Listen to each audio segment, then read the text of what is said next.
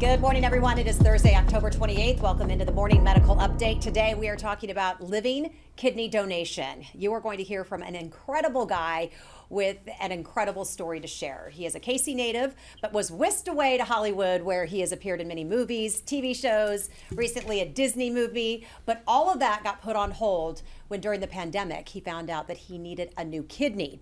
And he needed it fast. He found a creative way to find that new kidney, and he is lending his powerful voice to help others searching for their kidney. We'll talk with him and the doctor who helped make that all happen. But first, let's get to Medical Director of Infection Prevention and Control, Dr. Dana Hawkinson. He's got our numbers this morning. Good morning to you. Hi. Hi. Good wet Thursday. Ugh, I know, right? Good for our lawns, though. Bad for the hair, good for the lawns. So here at the health system, we have 18 active infections with 8 in the ICU and 4 on the ventilator. We still have 28 in that recovery period, in that recovery category. So 46 total patients, and Hayes has 12 active and 4 recovery for a total of 16 as well. All right. So it's not going away. It's not going away, and I think, despite the cases going down or somewhat of a plateau, I kind of anticipate this might be our new normal for the next week or 2 or 3. I'm with you. I hope that's it goes right. down, but yeah. Still a little nervous as the weather gets a little chillier, the rain's falling, people are going indoors. It's going to be hard to keep mask mandates in place. I think there's an awful lot. I think it's going to be hard come early November when everybody has to re-examine that question. Yeah. And so my gut feeling is that we may see a little bit of a rise. Hopefully, with more folks vaccinated, we won't be like we were this last late summer, early fall. But I expect that we're going to see a little bit more of a rise. But we'll see how that goes. But kids' vaccines could help? I think the kids' vaccines will help. Getting the 5 to 11-year-olds vaccinated, continue to get more 12 to 18 or 12 to 16-year-olds vaccinated, and in fact, get everybody vaccinated. I think we'd be in even a lot better shape. And Hawkeye, there's just no question about the safety and reliability of these vaccines.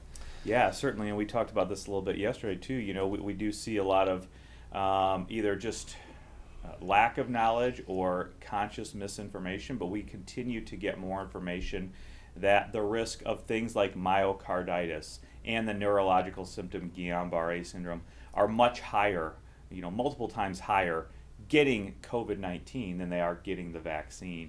So I think, continuing, to get endorsing that message, getting the vaccine is the way to go. It will help reduce long haul syndrome. It will help reduce those complications that everybody are concerned about from the vaccine, which are very minimal when you compare it to what happens or what is that risk if you actually get COVID-19. And the data coming out in the New England Journal of Medicine last night about the waning of immunity for the Pfizer BioNTech vaccine in Israel, arguing again, making sure folks who are eligible go get that booster. I think that's going to help us all stay safe. Speaking of which, how's your arm today? It doesn't even hurt. A little bit of soreness, but let's go, man. Influenza vaccine, make sure you get that too. But I think the key to that too, though, is that yes, they did still see some severe infections, but it was much less than if they were unvaccinated. Yeah, absolutely. Population. The hospitalization and death still remain great, even at 6 months. Pfizer, Moderna, J&J. All right, good stuff. Hey, Dr. Hawkinson, take a look at this. We wanted to show you this chart that shows the number of people admitted to the University of Kansas Hospital as of Tuesday. You can see how many people vaccinated that are in the hospital for COVID-19 compared to those who are not vaccinated. Just kind of help us understand that graph a little bit. Yeah, so I think the blue, let me pull that up. It's okay. A bit more difficult to look at. But basically, we're just saying all of the. We can see the total numbers, and again, these are off by, like you said, it's probably numbers from Tuesday, and we could see at that point we had 4 fully vaccinated people. Those are in blue, and obviously the white is the overall cases, and that's kind of just more of a picture, a cartoon graphic of the numbers that we gave on Tuesday, just showing again. The vaccinated versus unvaccinated is, again, as we said Tuesday as well, we don't even know if all of those people that were vaccinated were in for COVID-19 symptoms. I think a couple of them were, but another one I think it had a fall. So it's not really clear that they were in for COVID-19 symptoms as well. So what we know is that when people come into the hospital, we still do COVID screening. And so you may come into the hospital because you had a motor vehicle accident or you're going to have hip surgery. If you're COVID-19 positive, you show up on there. And so what we know is, in general, about half of the time on these vaccinated patients are coming in. The COVID-19 test was a they're asymptomatic and they tested positive on a screening test. And about half the time they're coming in with maybe some COVID symptoms. That's not a surprise. Again, the vaccinations protect against severe hospitalizations and death, and because they're so effective, they actually help reduce transmission, and they do help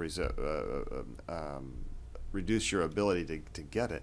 So those are all good things, and that's why you see overwhelmingly, we are the unvaccinated of the people who are coming in. 85% of our patients who are coming in with this are unvaccinated. If you get to the ICU, it's 99% are unvaccinated.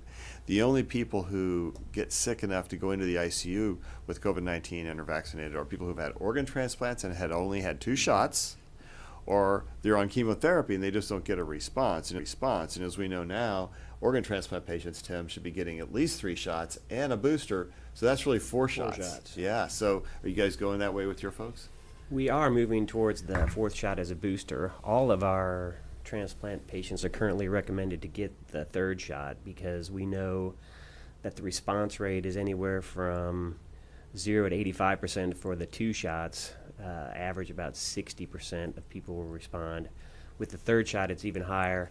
And then we're recommending a booster after the 3rd shot. Yeah, so it's 1 shot 3 months apart, followed by a booster at 6 months after your 3rd shot, I think. Is that the recommendation for you all? I believe it is going to be the recommendation. I don't exactly know the timing of that last shot, but we certainly are going to recommend everybody. I think it's a big deal. I think we saw a little bit of guidance. It's at least at or more than 6 months after that 3rd. So the other big news last night is this thing about using an antidepressant to help diminish symptoms. That broke in the newspapers, and it's now in the New England Journal and some other places too. So what are your thoughts about that? Yeah, I still have a lot of skepticism. I'm really skeptical of any of these drugs that are repurposed, as far as showing a benefit.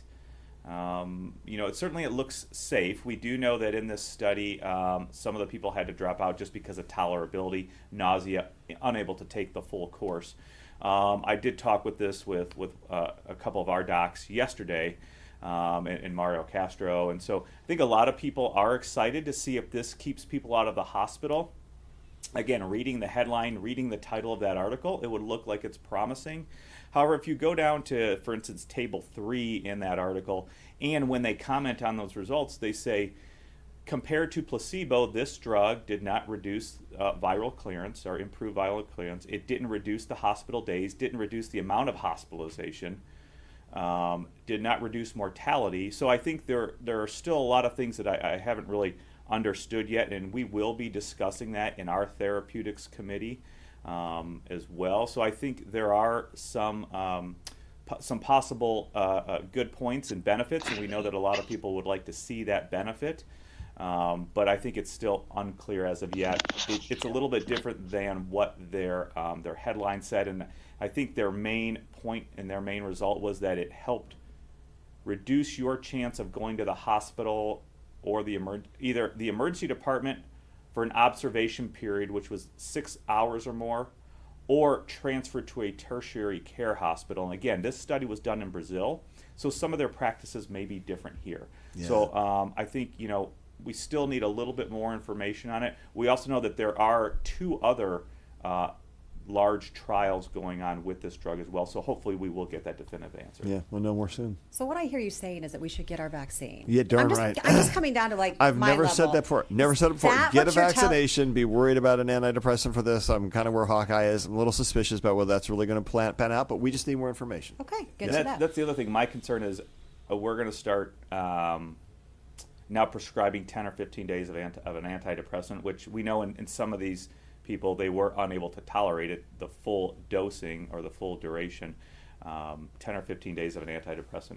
You may already be on another antidepressant. You may have other drugs because it does interact with some stuff. So I just think we have to be very leery of this, and let's learn more. But vaccination, we've learned enough. All right, sounds good. All right, so we got a really great show today, and I just want to make sure everybody knows Dr. Tim Schmitt's with us. He's Director of Transplantation. So good to have you today. Thanks for having me. We got one of your great patients with us, so we're going to introduce him here in just a quick minute.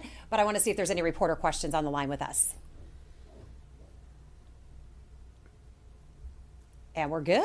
Okay. I want to give people enough time. I always cut them off. All right, so we're going to get to your YouTube and Facebook community questions here in just a few minutes. But first, want to introduce you to a man who was living the dream after his acting career took him out to LA. But those dreams came to a halt with the news that his kidneys don't work. But an online search for a new kidney, an old friend, and the transplant team here at our health system took Erron Jay from actor to advocate. Watch this. Recognize this guy? Greetings. I am Olu. Oh, snap! What about him? I'm a mechanic. I work on cars, not Spider-Man. Kansas City native turned Hollywood actor Erron Jay was living the LA dream when an unexpected plot twist cast Erron in a real-life role he never auditioned for. I went through, the gamut of emotions. It was April 2020, the beginning of the pandemic, when he received this news from doctors. Hey, has anyone ever told you your kidneys don't work? And I was like, well, no, why would they tell me that? No. He's like, oh, well, your kidneys don't work. Hi, Erron. How are you doing today? Erron was eventually diagnosed with stage 4 renal disease. What Erron thought might be COVID turned out was full-on kidney failure, and he needed a new kidney fast. Friends and family out of nowhere just started pouring love into me. Time was not on Erron's side, but a few Hollywood friends were. Started this campaign, and people like Cedric the Entertainer shared it, and Zendaya, and Lena Waithe, and Yvette Nicole Brown. All my beautiful friends that are celebrities started to share this. An online search to find a new kidney led him to an old friend, Amy. It was a roller coaster ride, because then you go through the thought process of, well, who's gonna sacrifice their organ for me? Amy wasn't a perfect match, but she did match another patient at the Center for Transplantation at the University of Kansas Health System. They became part of what's called a kidney exchange. I feel blessed, grateful. Their reconnection ultimately led to 3 people getting a life-saving kidney.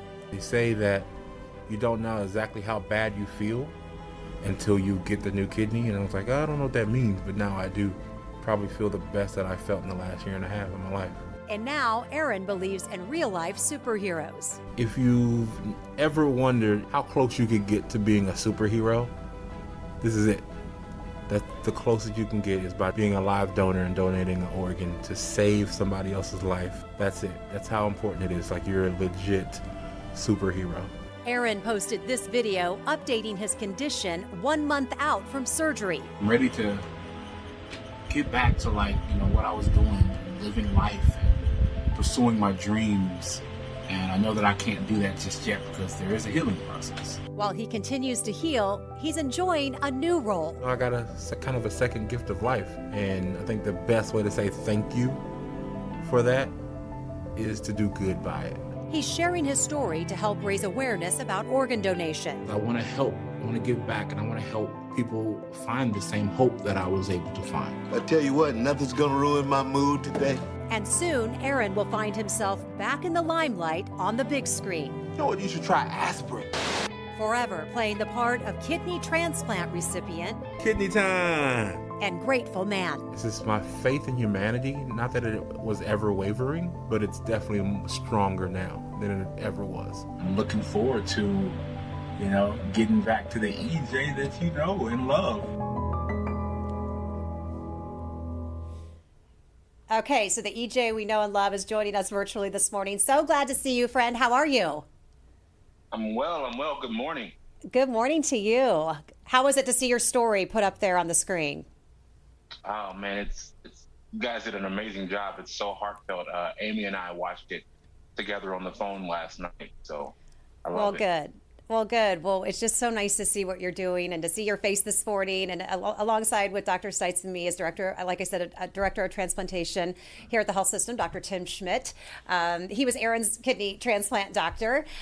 We're going to bring you into the conversation here in just a moment. But Erron, I just want to start with you. First of all, what was it like to find out that you were about to go through this during a pandemic, first of all? First thoughts was that it was a death sentence, and due to the pandemic, I was all alone. It was right at the start, 2 weeks after everything was announced and everything was closing in Los Angeles. So I was in a hospital room by myself, not knowing what to do or what was happening. everything seemed like it was moving so fast. So it took a while to process all of that. Yeah, I bet. Okay, so we talk about social media a lot on here, and it can certainly be a negative thing. Dr. Seitz, as we say, it puts out a lot of negative information, but this time you used it for the good. It paid off. What made you decide to use this route to share your personal story? So I've always looked at social media as a tool and a key to connect to people. I remember when Facebook started, I was in college. And so that's how we used it, as a college platform to connect to other classmates. And I've always kept that same ideology about social media. And I was like, oh, well, maybe if I can use social media to reach as many people as possible, if I share it and then 2 people see that and they share it, and then 3 of their people see it and they share it, and so on and on and on, then hopefully, somewhere down the line of all those shares and all those likes, someone who wanted to step up and get tested and be a match for me would appear. And through all that, you reconnected with Amy, and Amy stepped up to see if she was your match. And that's why I want to bring in Dr. Schmitt, because I want to talk a little bit more about these kidney exchanges and how this all works. Amy was not an exact match, but because she was willing to come forward and offer up her living kidney, it freed up somebody else's to give to Erron, and so on and so forth. So she really kind of, triggered this exchange. Tell us a little bit about how that works. Yeah, this situation where people will come forward to be a donor and they're not a match for their recipient, but they still want to give. And so if there's more than one of those pairs, sometimes we can create a chain where one person will give their kidney to the other person, and that donor will give it back to the person who started the chain. And it can be as many as 2 pairs, or we had a 5-pair exchange, and then there's larger pairs that have happened out there in the country. So it's a great way for people to give and help the person they want to give, but they can't directly. But that person's not giving a kidney to another person who's giving a kidney. They're giving their kidney to another patient, and then that person's friend's giving it to another person to give it to a patient. Eventually, somebody can give it to Erron. Right. It'd be like, you're not giving it to another healthy like person. You're another kidney failure. Dana's donor wouldn't match him, and my donor wouldn't match me, and yours wouldn't match you. But all 3 of us would be able to swap. We could flip around and make it work. And it Kidney works. swap. Kidney and you've swap, got to get everybody on board with that, because a lot of times you come forward and let's say I want to give my kidney to you, and you're like, but you can't, but you can give it to him, and so you have to get people all on board to say, great, let's do that. I can't help my friend. Now I'm going to help a stranger. So I think really we're like kidney swingers is what we are. Kidney swingers. That's what we're doing. I don't know if that's something that I want to be involved with. Okay, don't put that on the air, people. Take that off. So we're just going there. It's not even the weekend yet, and you're going there. I know. That's for Friday. You say that for Friday. It was a pretty good line, though. It was pretty good. Only you can get away with that good stuff. You'd be surprised, though, if people who come forward to be a donor.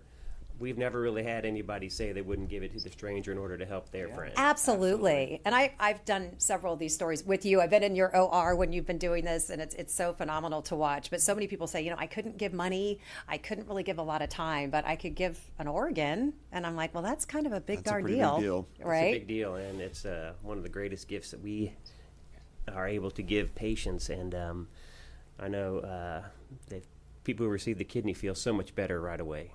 Well, that was one of my questions. You see these patients, and I was there with you, and I think you went over to Erron's bedside right before you went into the OR, and then you see them right after, and you see that, and I've heard patients say they feel it. It's one of those procedures that you almost feel immediately. Yeah, kidney disease is so insidious that you tend to feel bad, and you don't even know it until you feel good again, and then it's like, wow, I really felt bad, and I didn't even know it. You know who had the biggest smile after they got done watching that video was Erron. I just loved watching your expression up there, because you glowed, man. It was so cool to watch that. You're right. Like, okay, that's somebody who understands what a gift is. It really is. And to see it from sitting back and watching your story kind of play out in front of everyone, it's really phenomenal.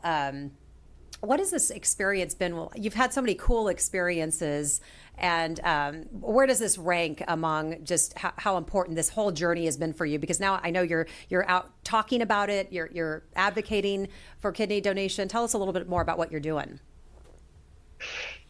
So this would definitely rank. It's up there, like number one. I haven't had kids. I haven't been married, so this has to be number one, I would think. It's been a journey of learning a lot about myself. I've had to learn what it truly means to receive I was raised, by my mother. She always raised me to share and to be a giver and to love, and to give love. But it wasn't necessarily taught to me on how to receive love. And I think that's been the most beautiful lesson through all of this. And now that I've been able to receive the love, I'm able to return to giving it. I spoke at the National Kidney Foundation a few weeks ago for their Big Ask, Big Give event here locally. And then I'm going to speak at the national event as well for them. And just, trying to go into, these dialysis centers and work with them and some of these patients and just give them hope.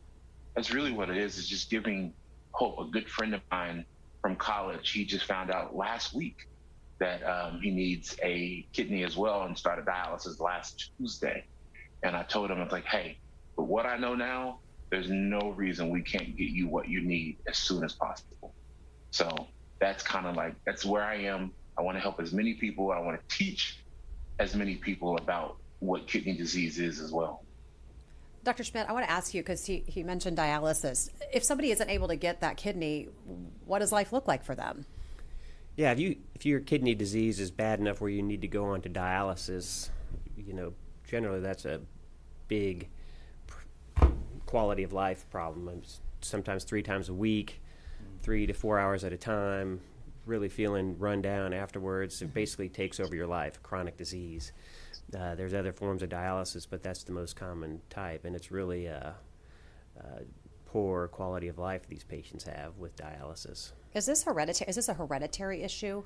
There are some kidney diseases that are hereditary. The most common causes of kidney disease in the U.S. are hypertension, diabetes, cardiovascular disease, but there are certainly forms of hereditary kidney disease. Okay, so we talk about the spare kidney. There's 2. Is it the only organ we have that we have 2 of and we don't need the other one? What is that about? Well, there are certainly You careful what you say here now. there are other pairs. But you need both lungs. Well, you do need both lungs, right? You can give there are donors for, you can give a lobe of your lung, and especially a parent Partial. will give that to a child. Yeah. And so the child grows, and eventually they may need some more help, but it can really be, there are living donors for that as well. And does that lung grow with a child? They grow, but they don't really ever get full lung function. Right. But livers can also be done the same way. Livers, you can take half of a liver. You only have one liver, but you can split it in half. The kidney is really the one pair that you can certainly take one out and the other person can live a normal life without that kidney.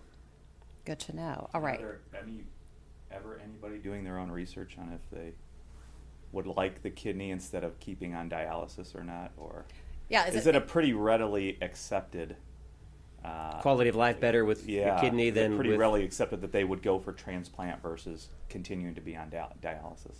Yeah, I mean, everybody who could be a transplant recipient would rather have that kidney than to be on dialysis. Yeah, I think that's true. When even in a lung transplant, which is hard, right?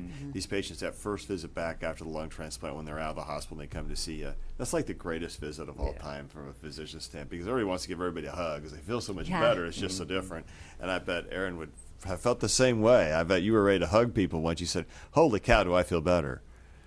Oh, for sure. Every time I come in for the labs or for clinic to Dr. Seabrook, I'm just always so gracious to everybody at the hospital because everybody it's like KU Medical is like a family, and I've learned names and they wave at me and they have my birthday memorized now. You have to give it so much to check in. And I see everyone literally as family now there. I know. I think I ran into you in the cafeteria. No surprise, I was in there eating, and then I ran into you, and I think we did a little arm bump. But so life has changed. You're back to feeling better. And what's next as far as just checking up and making sure that you're on the road back to LA? So I had my 90-day graduation last Tuesday, as Dr. Seabrook called it. So now I'm down to labs once a week. And I see her for clinics every other month. So I'll see her again here in I think the beginning of January. The plan is mid-January to relocate back to Los Angeles and kind of to integrate back into it all and get to living the dream again and following my passions and ambitions. I can't wait to see what's next. Fun story. Huh? That is a great story. I want to see you in that uniform. You look kind of scary to me in the uniform, though. So We're pulling Watch up out for pictures that. of you in some of your roles. So yeah, that's all right there. Yeah, I don't. Yeah, there. Oh yeah, pumping it up. Hey, Erron, what advice do you have? That was a Go ahead. kids show. I was just gonna say that was a kids show, so that was just a photo op. okay. Hey, so what would your advice be to somebody who is thinking about or living organ donation and just what it's meant to you? We know what it's meant. It's given you your life back. But just what advice would you have about people just doing their research and seeking it out to see if it's right for them? The best advice that I could give someone who's considering it is to talk to somebody else who's already done it. I was so fortunate to be blessed with a team of girls called Team Be More. Erin and Brianna, you can find them all over social media, just Team Be More. I had found them, they were on Ellen last season and talking about their advocacy for kidney failure. Erin was a recipient, Brianna was her live donor. They were total strangers at the time. But I was blessed to, be able to friend them throughout this process. And both of them, both agreed to talk to any and everybody who wanted to have a conversation, and they kept it private. And, I didn't even know people, apparently a lot of people called them or sent them messages, asking, what the process was and how they felt and, what they went through. And they were very candid with everybody. They never, held punches. They told them everything, the good and the bad. And Amy also talked to Brianna, I found out. And that was one of Amy's deciding factors after talking to her, that she really wanted to go through with this. So I would say find somebody who you can talk to, who you know and trust, that has already been through it. Hey, Erron, we're going to get to some community questions because I know that they are out there. My first one is from Tanya. What test would show you are in renal failure? Typically, some lab work, your electrolytes, kidney function with the creatinine and BUN, those tests will typically show what your kidney function is. What would I just feel like on a daily basis that would maybe make me want to go see my doctor? People will tend to feel headaches, run down, tired, muscle cramping, just not right. Those could be some signs of early kidney Gives them failure. joint discomfort, and their skin can even turn a little color. That there is that uremic skin. Yeah. The breath can be a little funny, and I think. But the number one thing is fatigue. Really, for chronic kidney disease, it's just I just don't feel good, and the reason is that kidneys filter a lot of stuff out, and you get rid of a lot of toxins. I mean, the kidney and the liver are the two things that get rid of the toxins, and when you breathe out. But when those toxins build up, they cause a sort of low level of injury to the rest of your body, and you just feel tired and washed out, and you have a hard time getting around. You have a hard time doing the things that you like to do. You want to see, and eventually you start losing weight because you actually don't handle protein correctly. So would that then be a test that would naturally be ran along with kind of the battery of tests you talk about if you are just feeling fatigue, which could be a number of things, but that would be included. Yeah. The lab test for it is it's basically one of the screening labs we do on just about anybody, and so it's not hard to figure out. It's a part of if you do an annual labs or whatever, you're going to find if your kidney function's a little elevated. It's pretty routine. Yeah. What keeps our kidneys the healthiest? What do we do to stay away from you, Dr. Schmitt? Just the general advice we give every patient, good diet, healthy activity, exercise, eat right, maintain a good weight, all that stuff. Stay hydrated. Stay really hydrated. Avoid Advil and those kind of medicines. Yeah. Okay, well, we do hear a lot about that when you take that. that. That's always on the bottle. This could cause some sort of kidney damage. And we'll see that typically in the summer, especially when kids are doing their 2-a-day football practices. They're dehydrated. They take a bunch of Advil, and then, they can run into acute kidney failure that way. Do you see young kids? We don't typically get them to renal failure to transplant, but they'll be coming in to see the ER doctors with renal failure that can resolve because of that. Wow, that's good to know. Yeah, the answer here is helps them resolve. Yeah. Right. Okay. The answer is you got to stay really hydrated. What can you do at home to protect your kidneys? Eat hydrate well, and right? drink a lot Don't of fluid. smoke, because smoking causes some renal vascular disease. The blood vessels that go into the kidneys can get narrowed, and that can cause a lot of kidney injury. So don't smoke. Stay really hydrated, and if you're gonna go out and exercise a lot, okay, but you gotta stay really hydrated, because you can actually induce kidney failure. Sometimes when you see what are the injuries that occur with people when they're out there, they have heat exhaustion and all that. It can be a lot of end organ dysfunction or a disease or damage to your organ, and the number one organ that's going to get hammered by that often is the kidney. So stay hydrated, be thoughtful about what you're doing. Don't try and be a he-man or he-woman all the time. Okay, Isaac has a question, and I love your question. Will holding it too long, you're having to go to the bathroom, does that cause kidney damage? I want to see you take that on, because I have to pee right now. Me too. I'm like, during the show, this is what happens. Because I've been drinking too much water. I'm We afraid of run it. from the studio. Yeah. I would say, generally speaking, no, it's not going to cause you to have kidney failure, but long-term obstruction, prostate disease, stone disease, Okay. problems with genetic abnormalities of your bladder or drainage will cause kidney failure, but not holding it during the football game or when Or you're right now. driving, or Oh, right now, that's exactly it. Every morning from 8 to 9. Yes, it's our 8 to 9. Yeah, we've I think had you'll You're be drinking all the right. big coffee over there. I'm just here drinking water. I love I'm already- caffeine, man. But I'm it's a old, good so, drug. you It's know. a good drug. It's a healthy But that's drug. a really good question, because I do think that you think that something's. But I'm glad you bring that up. That something's happening that isn't good if you're holding it. No, I mean, So just you go to should the bathroom. Just go to the bathroom. Okay, go to the bathroom. Yeah, that's your body telling you something's got to get out. Here's my funny. So my patients will come in, and especially some of these transplant patients or my CF patients, and they get worsening lung disease, and folks don't like to go to the bathroom because it makes them they get short of breath, and so what do they not do?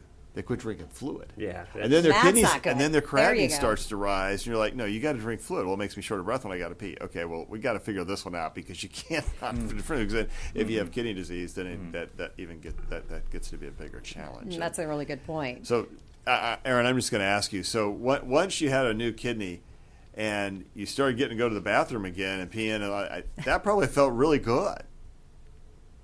I remember very. I remember the first time. Yeah, talk about that. I actually got to urinate was in the hospital room, and my mother was there. My mother just started screaming, "Oh my God, he's peeing! He's peeing! He's peeing!" It's the little things in life, right? Well, but that's a great it. story, That's a great because if thing, you yeah. can't, you think this is this normal thing we all do, but all of a sudden with kidney disease you don't do it, and Erron, that's perfect. So back up. So Okay. when you have kidney disease, it's harder to urinate, or it hurts to urinate. Your kidneys don't make as much urine. Yeah, you won't Okay. make as much urine. So that would be another sign. If you realize you're not making as much urine as you used to, that could be a sign. As Okay. well. Your feet start to swell, your legs Yeah. start to swell, and all of a sudden you're like, hey, this is trouble in I River think, City. To Not really Aaron's river. point, I think it would behoove us, for all of us, on a daily basis, to find those little things in life that we need to be thankful for, because that certainly helps. Yeah, for Just sure. So peeing Just wait felt till you're good. 61 years old and that event becomes every 2 hours. Hey, I bet you Aaron would say Not I'd rather sleeping pee at every night, 2 hours right. than not at all. Absolutely. I mean, Aaron, every 2 hours is better than none. I'm sure that's how you feel. Yes. Okay. See, Aaron didn't Yes. know this program was like this, did he? Did Or you not- prepare him for this? There's his one. Yeah, that's what I'm talking Yes, about. you didn't know we were going to we ask you about your hydrate. first time Yeah. urinating, but thank you for sharing. Thank you for sharing. Deb wants to Like know, the does first a history of kidney stones put you at a greater risk for renal failure, kidney disease? Not generally, but it does impact your ability to be a kidney donor. We Okay. usually don't use kidneys from people who have stones because it could put them at risk for their one kidney left to have a problem. Okay, so then Rebecca wants to know, what are those lower and upper age limits to be able to donate a live kidney? We typically only take donors from adults, so 18 and older, but I think we've used donors up into the high 60s. I think that's the first story I did here, actually working here, was a gentleman who was actually, I love the story, his wife needed a kidney, and then she ended up not needing one, but he already said, well, I already said I'd give one, so I'm just going to give it to a stranger. And Yeah. so very altruistic, the true altruistic donor. That's awesome. So, question about, so from Pamela, since there's still not a lot known about COVID and the long-term effects, can COVID long haulers still donate organs? We believe so. I mean, we've seen now with some of the UNOS data that UNOS is the United Network of Organ Sharing. They Right. tell us all about what's going on Yes. with that. Yep, they've yep, been yep. following donors and COVID and the impacts on transplants since March of 2020 now. Has it been that long? It's been that long. There is the long haul syndrome, but so far it hasn't had any effect in the people who have received donors from or received organs from donors who had COVID in the past. And actually, you can expand on it because you are also transplanting people who have had COVID recently. And how's that going? So far, good. The data from UNOS shows that the risk of transmission of COVID to a non-lung recipient is fairly low. There have been reports of people who have COVID positive transmitted in the lung, but so far no real transmissions from COVID positive donors to non-lung recipients. Isn't that interesting? Yeah, because the lung disease is a little different since it's primarily a lung disease. You're transmitting a whole bunch of viruses. You would be. That would be bad, I think. But the other organs, not as much. And so it is interesting how that Yeah. infectious disease stuff sort of works out in this world. And it's all weighing the risks versus the benefit. You know, if you're on the kidney transplant list or the liver transplant risk, your risk of dying is real. The risk of getting the COVID from that donor is negligible. So we feel like it's a balancing act. And you guys are saying now you got to be vaccinated to be transplanted too. Yeah, we've started to mandate the vaccine for people on the transplant list so that they can have less of a chance to get COVID after transplant. Because we do know if you get it, it can be pretty devastating to transplant patients. And so we really want them. And so we've said, look, guys, you got to be vaccinated. Otherwise, you shouldn't be getting that organ because there's a scarcity of organs. Yeah. And so you don't want to, you got to be a good steward of that. Is that a new practice, mandating or regulating, making sure that they have vaccines prior to transplant? Yeah, over the last couple of months with COVID, it's new. But I mean, with vaccination. Vaccines, we've flu, hepatitis B, that's been pretty consistent through. Yeah, tetanus. You guys really require a full load of vaccination. So this is just one more. Just one more on top of the usual gamut of stuff we recommend for patients to have. Okay. Because if you look at it, if you have to go through a liver transplant, you have a 1 to 5% chance of dying in that year. Kidney transplant, 1 to 2%. If you get COVID after transplant, you have a 10 to 30% chance of dying. So the risk of COVID is higher than the operation. Wow. So if you do the numbers and the math, the risk of the vaccine, 0. The risk of getting the virus, really problematic. Yeah. Good point. Okay, so we have a few more questions. And somebody made a bad joke and said that Dr. Stites is a real whiz. Oh, that's pretty good. I like that. That's a joke in line with Stites. I mean, Okay. that's one of your jokes. It is one of my. Can I just say, dad joke there. It's a dad joke, and I do a lot of It's them. a dad joke from one Actually, Logan somebody told me the best Blankenship. joke yesterday. Why was the young strawberry sad? Why? Why was the young strawberry Why? sad? Why? Because her mother was in a jam. Oh, Okay, that I have is a such a... I know it's bad. Okay, District, do you remember what the original name of Sporting Kansas City was? Because I remember. Yeah. Because I have their hat. Yeah. The Whiz. Whiz. And they changed the name because of that. Oh, that was way more fun. There you go. Okay, so Jerry on YouTube is asking, what % of transplants come from deceased organ donors versus live donors? Do we have those somewhat stats on that? At our center, it's probably 25 to 30% are live donors for kidney, and 65 are cadaveric donors. And to be clear, live donors come from people finding their own match Finding or their kidney. own, or someone comes up to do that for them. There are a variety of ways people get their live donation. And the benefit of live over deceased, explain that. It's a scheduled operation. You don't have to wait on the list for as long. The kidneys tend to work better and last longer. Because they can last up to 10 years alive, right? They can or last. plus? The average half-life of a live donor is 14 to 15 Oh, years. wow, The fantastic. half-life of a cadaveric donor is 9 to 10 years. Meaning most of them will last, or half will get that, more than half will go higher. Hey, Erron, do you have kidney disease in your family? Anybody else have this issue? Just me. I'm the only one. So that's why it came as such a surprise. Yeah. I didn't know anything about it. I've seen these dialysis centers like DaVita they're all over the place. There's thousands of them, but I never knew what they did in those. I never knew anything about kidney disease. I've never been asked to be a donor other than on my driver's license. So you're a total expert now, and you didn't ask to be, but you are now. Yeah, Dr. Schmitt, can I be on payroll? Is that okay? Yeah, just ask Steve. He's got all the money. Yeah, we'll talk later, Schmitt. He could be a great spokesperson for our center. Were you on dialysis for a while? I was on dialysis.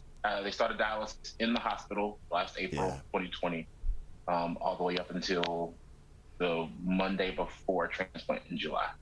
Yeah, that's a big deal. That is so hard. A little off topic. Amber, excuse me, go ahead.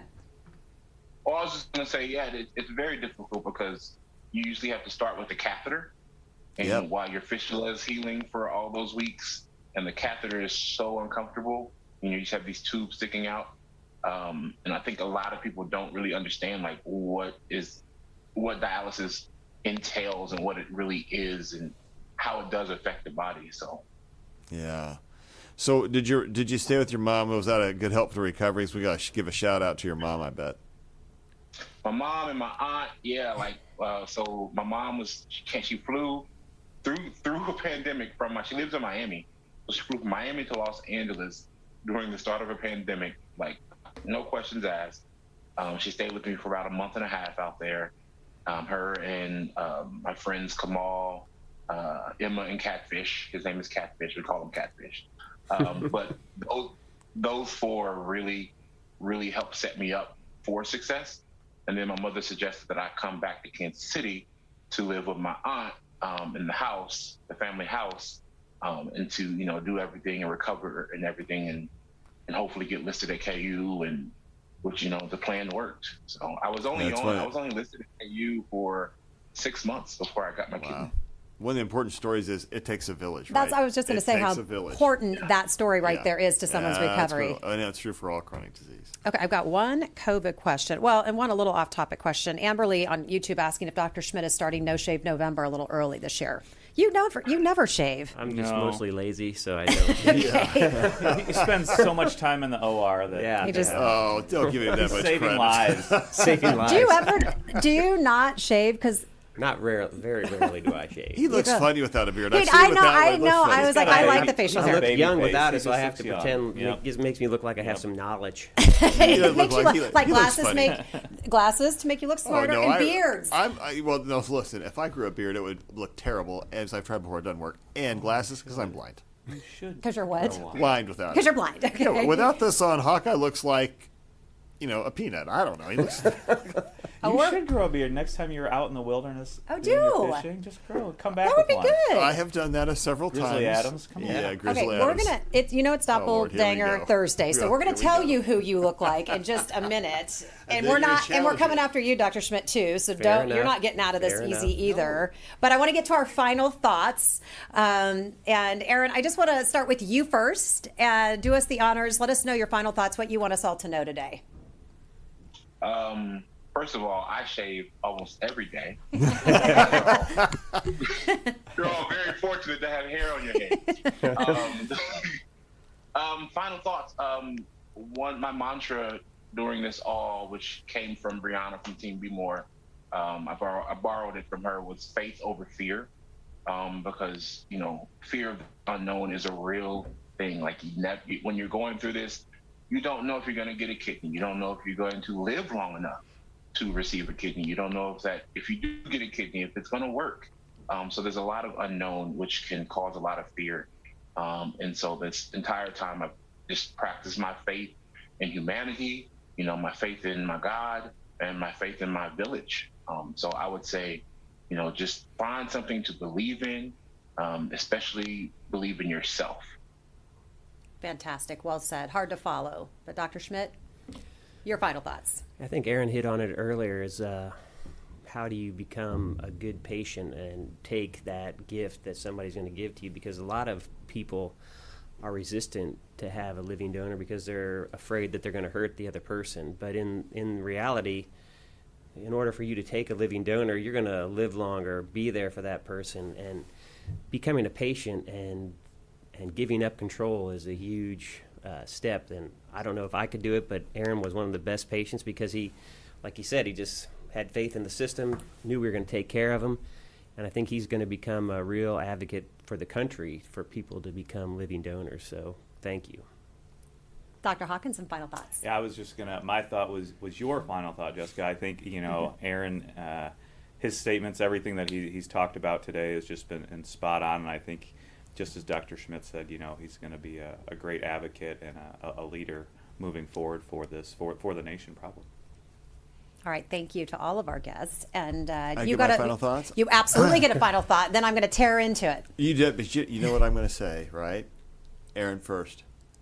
Thank you. Thanks for telling this story. It was beautiful, brilliant, spot on. Thank you. Faith, hope, science. Faith, hope, science. Faith in yourself, for me, for you. Faith in God. Hope that sustains us through the crisis with our faith and our families and our village. And then science to help us heal. And it takes all three of those. So we hope, in the words that I like to say, Erron, live long and prosper. Yeah, brother. Yeah. What I'm talking about. Erron, thanks so much for being with us. We will be in touch. And you are a friend of our show, a friend of our health system, and we plan on seeing you many, many times. Thank you so much. Thank you. Thank you guys all so much for everything. Nurses, doctors, the lab, the ladies in the lab, all the way down to Lisa, who does the checkouts when I leave my appointments. So I appreciate everybody at KU. Thank you so much. And they appreciate those shout outs. Thank you so much for doing that. Are you ready? I'm ready. Bring it on. Bring it on. Well, they think I look like John Lithgow. She Well, says I look like okay, so John last Lithgow. Erron. week- What do you think? Is that true? Now I've got to John, pull it up. and then she sent me pictures and said, "Come on, he looks like that." I'm like, Erron, "No, take that a is not look true." at these are the doppelgangers that I were think brought he's the up. judge, right okay, there. so we're gonna let Erron give his vote, and then I'm gonna give you the unofficial count. What do you think? I'm We got saying- Joe Montana, Daniel Craig, Jeff Goldblum, or John Lithgow. No, and Dr. Drew. And Come Dr. on, Drew, come Dr. on. Drew. Man, just leave it out there. Dr. Drew. So I've met John Lithgow. Isn't he great? He's a fantastic human. Yes. And I'm going with John Lithgow. No, you can't come back on the show. Erron. Erron, I needed someone. You're the perfect person to have on my side. Oh my God! Did You you have the set picture that of, up? Now You that set that Erron up, says Jess. it, now you'll probably be like, well, Erron Jay said that I look like John Lithgow. Yeah. You got to get some glasses on John Lithgow. It just looks just like Steve. Wait a minute. I have no suspenders. Oh, Okay, I love it. Okay, Erron, you're my people. You know that. Okay, so I will just say the first runner-up is, roll it please. First runner-up was Dr. Drew, very handsome man, but he was edged out by the one and only Joe Montana. Yes. If I only had that arm, baby. And when I saw your guns yesterday when you gave your flu shot, That looks just like Joe's. I knew that was it. Now, Yeah, I do whatever. have to say, Yeah, where was John Deb, Lithgow? Last. No, but Deb said, Dr. Stites is better looking than all of them. Yeah, see, I like you, Deb. Thank you for that comment. Christy says, Dr. Stites is Dr. Stites. Yeah, there you go. And you did get a couple of Daniel Craigs. I'm not Thank quite you. sure. No one about can be as that. dorky as me, including John Lithgow. Right. See? I'm Okay. right there. So, but now I have to tell And you, Spock. Jerry, one of our YouTube viewers, he just summed the whole thing up. He said, "Oh, I know who Dr. Stites and Dr. Hawkinson look like." Pinky in the Yeah! Which was Pinky? Which was the brain? I want to be Pinky. That Yeah, looks whatever. cuter. No, I want no, Pinky. no. He I'm the said, tall, I lanky think he's the guy. brain. he said they are pinky in the brain. And I said, and this has now been settled. Okay, Pinky so in the now, brain. I'll take it. Dr. Schmitt, I said, you just pulled these out of your back pocket. I said, who do people tell you look like? And you do have kind of this familiar look about you. He does. Pull it up, please. And Erron, I'm going to so we have Brad Paisley. No. We have Chris Harrison from Oh, The God, Bachelor. no. And I'm kind of going there. No, And, why do I get John Lithgow and he gets the Bachelor? A little bit of Really? a little bit of EFC. and Eric some Church. there. Eric Church. I I have was my- like, if I I'm have down my with it. Okay, glasses so on. wait, Where's the picture of the Christmas elf? He looks like the Christmas elf. Aaron, who not do a you bad one say? either. Aaron, what's your vote? Okay, so I've done 2 commercials with Brad Paisley and Peyton Manning. Oh, wow. I don't think you want to look like Brad Pacey. He's a diva. He's a diva. You could be. He's a diva. Nice I'm not guy. that. I'm not a diva. He's not a diva. I'm gonna What go with Eric. what if Chris myself. Let's go Chris with Eric myself. Church. I'm going to say Eric Church. Yes, Eric Church. Church. There you go. Nice. Yeah. I think that's a good That's one. pretty good. Get those glasses on. I mean, he's pretty good looking. So we Well, got John Lithgow and Eric Church. Man, I would like to say I'm off the program. that our guest, I think we've reached probably the pinnacle of our show that we've ever had, but we've also reached the depths with this last segment that we just did. So I think so. Yeah, we're really going Kinda deep. Did the gambit today. Right. We talk all important We things. did talk and about kidney swingers at one time. We did. I didn't say that. He said it this time. That was you. Okay, and I might Erron Jay, use I would it. say, who do you look like? But you are the doppelganger. You're the person that I'm sure people say one day they're going to say. Solid. Yeah. One day people are going to say, "Oh, people tell me I look like Erron Jay." So you can't play this game. I hope so. You're too famous. So people, I do get Oakland area rapper E40 a lot. Okay. all right. Okay. We'll have to do a little side by side next time you're on. Okay, this has been a great show. This has been fun. I have learned a lot. I hope our viewers have too. So thank you for all of our docs for being with us, Erron for being with us, you for being here as always. You'll be back tomorrow. We'll be back. Yeah, tomorrow is follow-up Friday. It's simple. We're going to get to the questions that we missed this past week. So Dr. Hawkinson, Dr. Seitz will join us for that. So until then, have a great Thursday, and we'll see you back here at 8. Subscribe to our morning medical update and open mics with Dr. Stites podcasts. Now everywhere podcasts are available.